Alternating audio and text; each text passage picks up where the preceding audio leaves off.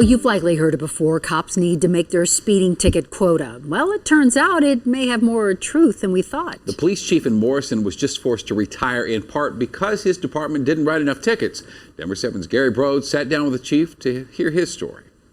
George Mumma is on a one-way trip to retirement. I would never have driven it through Morrison.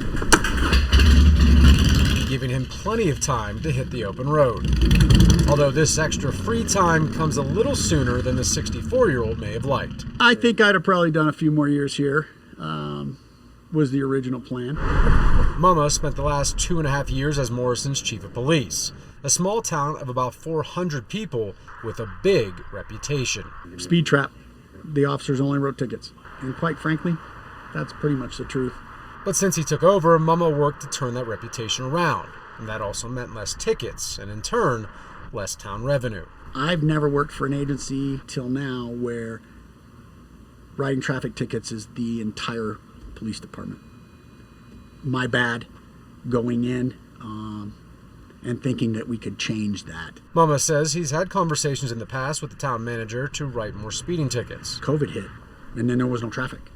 With no traffic, there are no tickets. Denver 7 reached out to the town manager, Kara Winters, about why he was let go.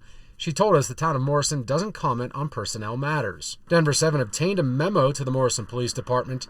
In it, Winters writes she and Mumma disagreed on officers wearing masks while in public, and that the two were not aligned with respect to the board's mandate that the department more effectively control traffic speeds and vehicle noise throughout the town. I'm kind of surprised, though, because Morrison got such a bad rep for being a speed trap, and then someone tried to make it better, and then they're firing him for it. It's been a great run. Mumma's biggest regret, leaving his officers too soon. And really, it's just a difference of opinion. I have an ethical stand that I'm willing to take, and I'm not willing to bend on it. As he rides off into the next chapter of his life.